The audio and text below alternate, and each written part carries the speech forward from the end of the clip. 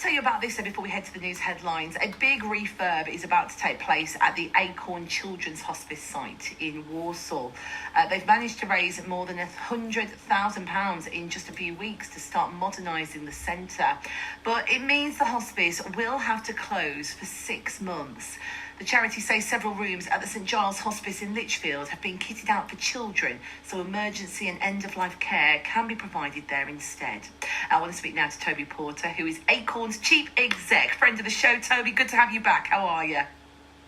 Lovely to be back, and it was great to hear Lee from Walsall, who are wonderful supporters of Acorns and indeed of this appeal. And we had a match day collection, so we had our volunteers and collecting money all outside the Walsall Stadium, and they won 2-0. Oh, it was good over there. It was good, yeah.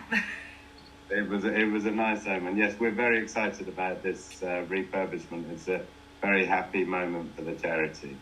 Well, talk me through it, Toby. How is this going to work? Because I think some people might go, oh my gosh, it's got to be closed for 6 months. How much of an impact is that going to have on, the way that the hospice is usually run? Well, I mean, if I can start with why we're doing it. So the Acorns Hospice for the Black Country in Walsall was built in 1999. And anyone who runs health and social care facilities knows that you have to, that is about the lifespan before you have to do a major upgrade, not just of what you see, but also everything that goes beneath. So one thing we're trying to do is one thing we'll be doing is be putting piped oxygen and suction next to all the beds in all of our rooms, and that will allow us to care for children who are more complex than the children we would have been able to care for 20 years earlier when we started.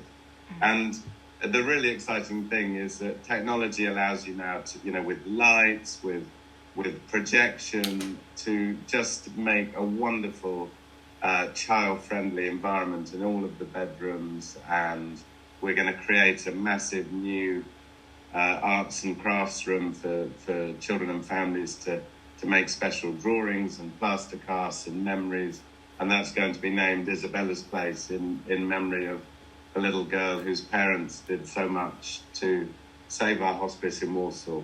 So it's a really lovely patient-facing upgrade. And in terms of your other question, we're really pleased with the transition arrangements, and we've been consulting with our families, and families seem very happy. So we're basically doing 3 things. The lovely people at St Giles Hospice up in Lichfield, who are an adult hospice, but very good friends of Acorns, they've given us a whole wing to essentially move into and to offer our residential service for the next 6 months.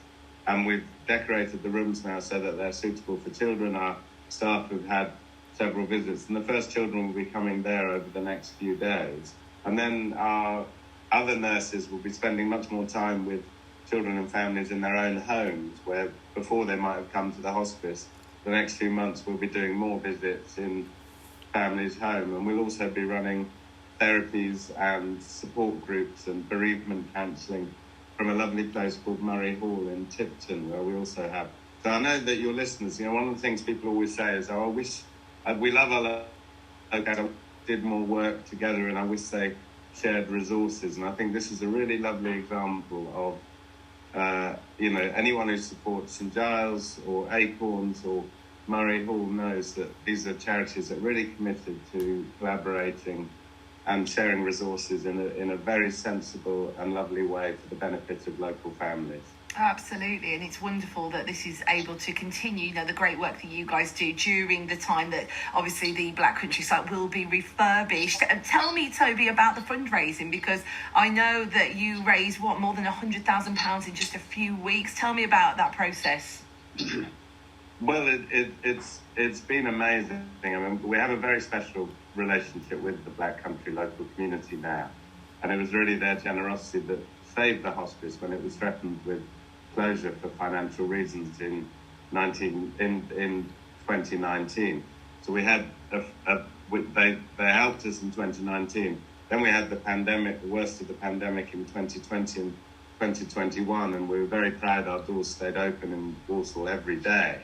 And now we've gone back again and said, look, you've helped save the hospice, and now we need to get it ready for the next 20 years. And yes, again, the individuals and companies like, or organisations like Walsall Football Club and Lee Pomlet, personally, who's a very generous chap, have said, yeah, I get it, I understand why you need to do this now, and we'll contribute again. And I think a lot of people who support local charities like really tangible things. So a refurbishment gives us the opportunity to say to a company, look, it's going to cost about maybe £25,000-30,000 to refurbish a bedroom. We've had a couple of companies who are really ambitious with their fundraising, really love engaging their customers or their employees in the charitable activities of the business. And they've said, we're going to commit to raising enough money to do one bedroom. That's what we'd like to do as a business, is one of your children's bedrooms. And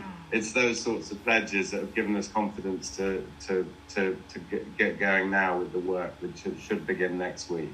Okay, well, Toby, it's really great to catch up with you about this, and congratulations on all of that brilliant fundraising. Acorns continuing to do so much brilliant work for families and children right here in the West Midlands, and we look forward to hearing more about that brilliant refurb. Toby Porter, Acorns Chief Executive there, telling us about the refurb that's going to be happening to modernise the Walsall site of Acorns Children's Hospice.